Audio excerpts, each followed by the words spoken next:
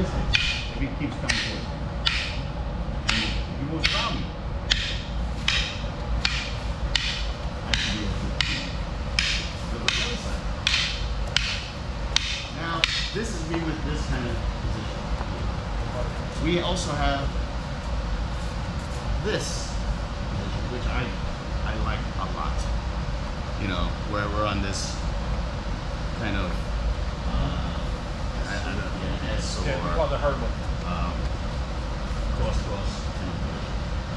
Because this one I can actually get very low on breaking the timing as I go through. So this really. Oh yeah, I can't even do that unless I go down. I can't. Yeah. So a lot of times we have this motion where we strike all the way through. Now it's harder when like this to do that, just simply because this particular leg being upright. But once you drop that leg down, you have a lot to go through here, and then you're back again to that fundamental. So move around, let your opponent move around you. And you move wherever he wants to move.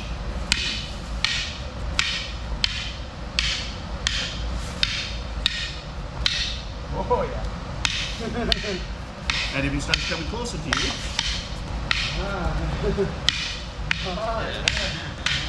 and then you create that distance, then you come back up.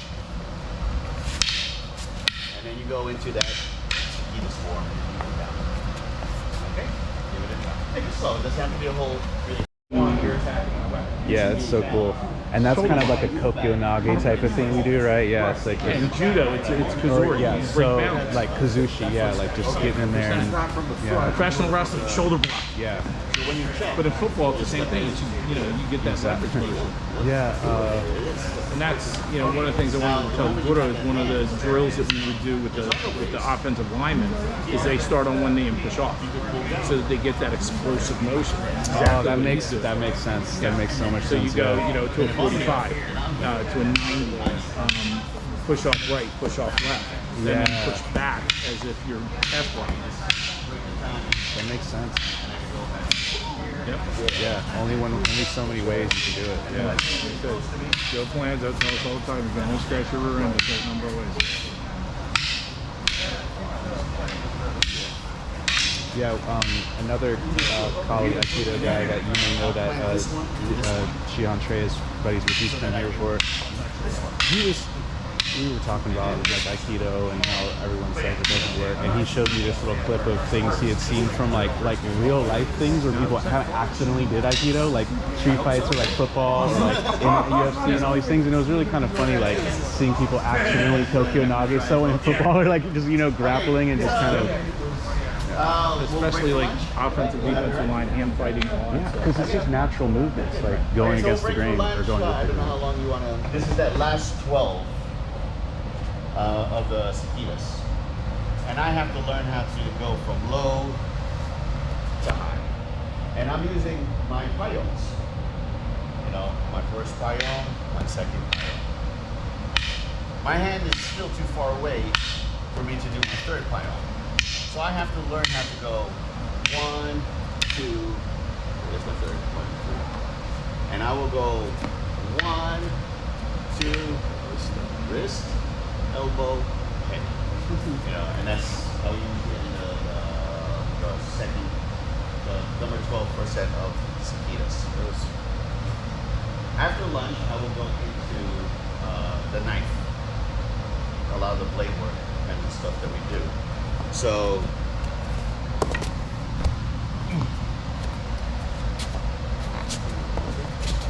just like that checking hand on the cicadas, I can do that same thing here to that checking hand, this checking hand here, and clear it out, and then jab.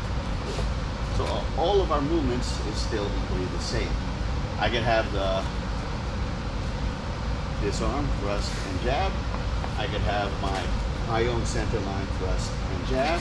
I could have my outside line thrust and I can choose with the range of my weapon. I can use the different parts of my weapon where it's even this down, up, clear, thrust.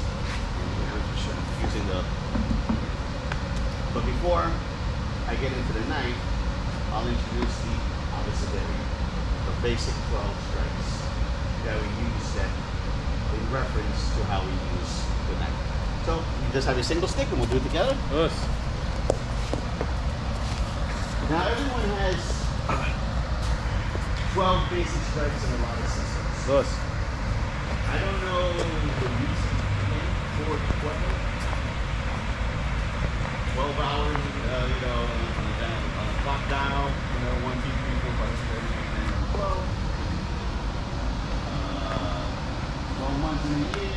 His weight over his right shoulder, okay, is key. So if you're here, shift your weight.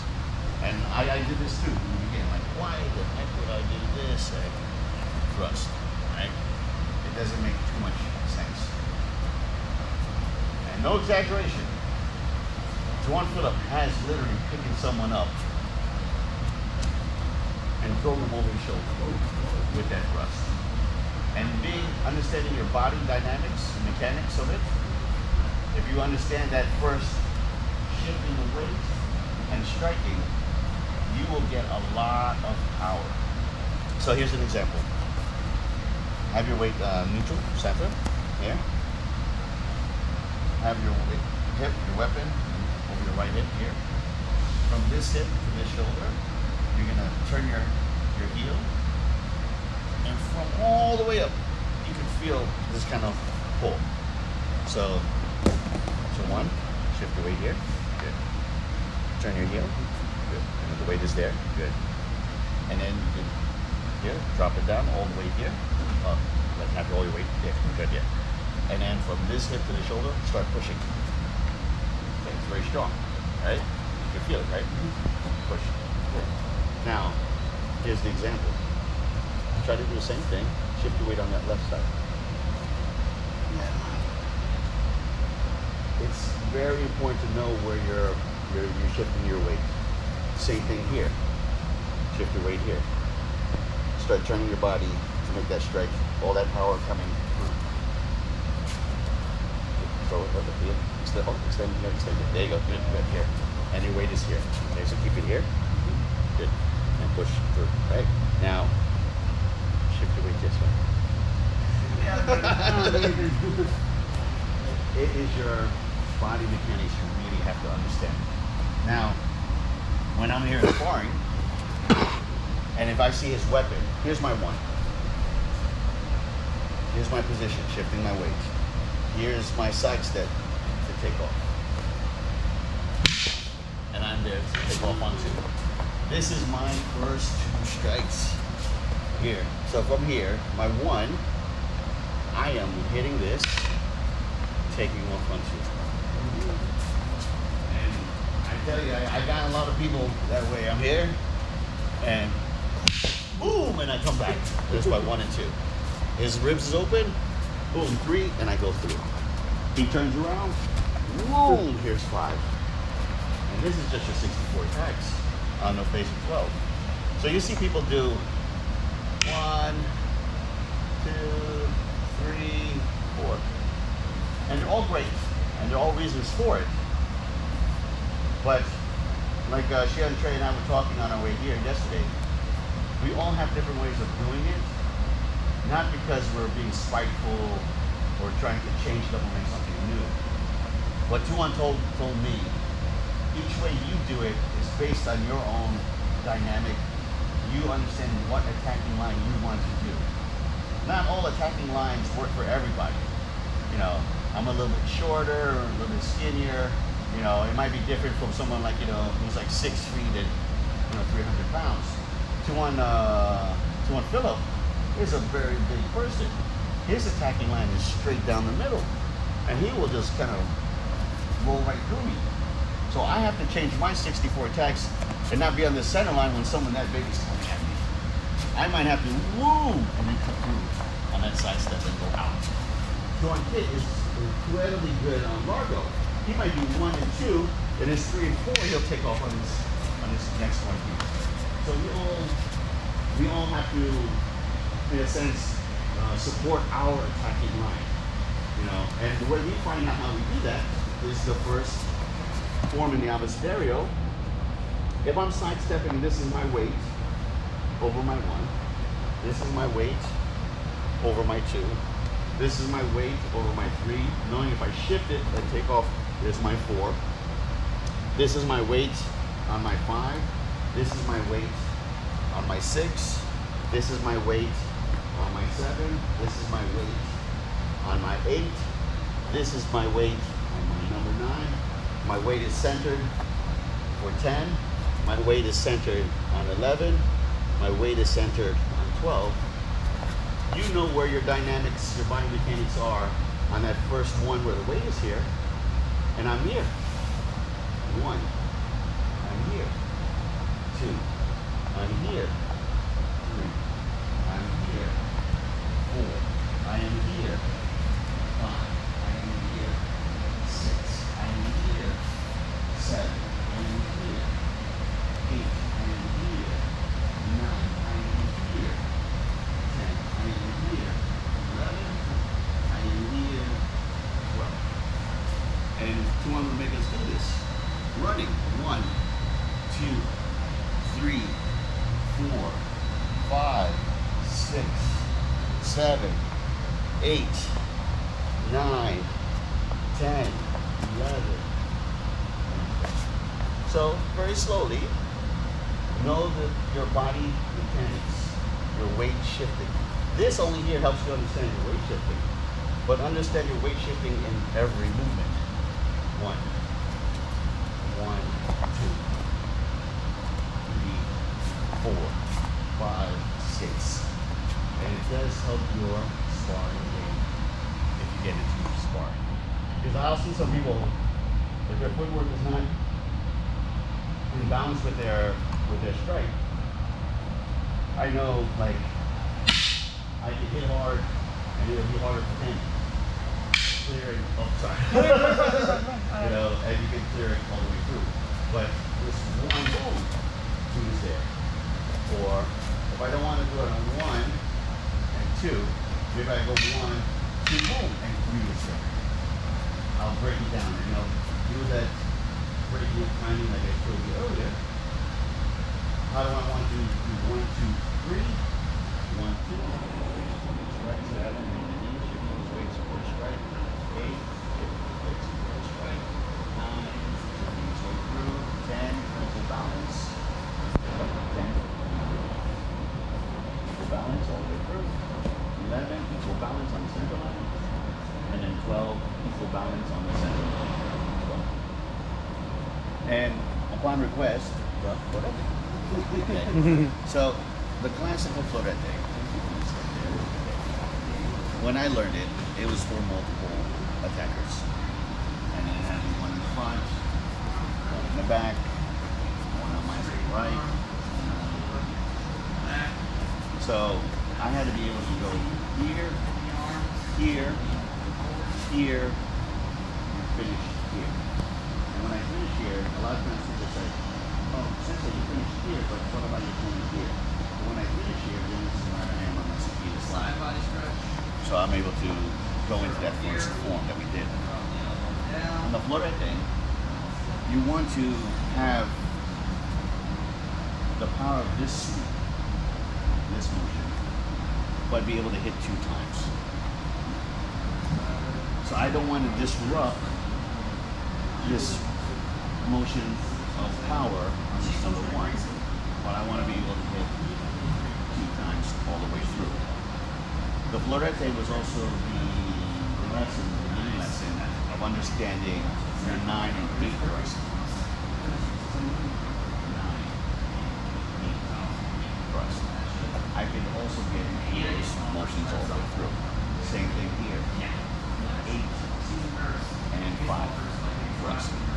So I have this power motion of 2 strikes. I have this opportunity to do a thrust slash thrust on this side. I have the opportunity to do a slash thrust, a slash thrust on this side. All these parts are within the florete. So on the classical form, on the florete, if you can just stand it for a moment, my target is the same thing as mine. One here, I am striking this one. And the reason why I have this side step is because I am swinging hard. And I want to not hit my leg as I do it. And every time I do this, I have an opportunity to take off and go back to my original abecedario, number 2 strike if I wanted to. So I have this.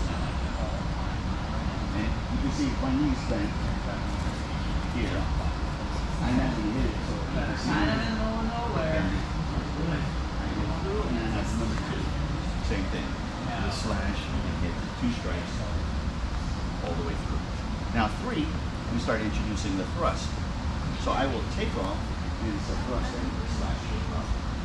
4 is from this hip, and it's the slash and thrust. 5 is that I am pushing forward, and then I'm crossing my feet here. My back leg goes behind my front leg. 5. 6, I would keep and I come up. The center line. 6. 7, I step back. Now my front leg is going to go behind my left leg, my back leg. 7. Now this is where I turn around to my number 8, to the person behind me. This is where the clear comes.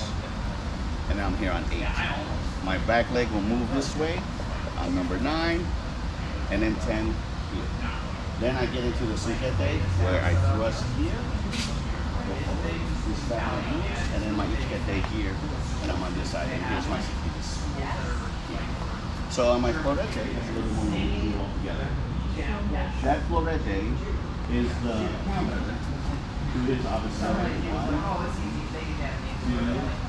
2, 3, 4, 5, 6, 7, 8, 9, 10, 11, and 12. Now, if I'm not doing an opponent behind me, and I have to only focus on the opponent in front of me, my footwork is going to change, obviously. So it's going to be a little bit different. So if I'm going here, both my opponent and I, if we're doing the abecedario, we are going to hit either I get to here and I hit it here at the same time. So that's why the florete was the first counter against this basic 12. So if I'm here and he's swinging towards me here, now he could be aiming for my hand, he could be aiming for my head. Several different techniques that we do. Either I move it, so I still keep my form all the way through, or I can slap it down and go through. And that's all within my first form of my florete. Number 2 is the same thing. If we both are striking and we both hit each other, I can move it and go through, or I can slap it and then go through. On number 3, when he's aiming here, not like number 1 and go through. This time, on this 3, I will hit him and go through. The same thing here, like lagi uno, like I said, before he does his number 4, we'll go back to number 4. I will hit him and then go to my number 4. 5, when he thrusts, it's going from here to here, so I'm going to support that. 6, I will hit that, and then I will go here. As I come, so it goes through. And I'm here. 6. 7 is going for my leg. Same thing. I will hit that. 7 here. Number 8, I will hit that, and then I will go here. This will keep it going. 9 is that inside of that hand, and then the outside of that hand. Now when he goes on 10, he goes through again. I hit, and I come up on this 10. Before he comes up, it goes down. He goes all the way down. When he goes on 11, my horizontal, when he starts to thrust, I start to thrust. He goes down, and he comes on this 12. I go on my 12 on this end. And that's our counter on florete against the opposite end.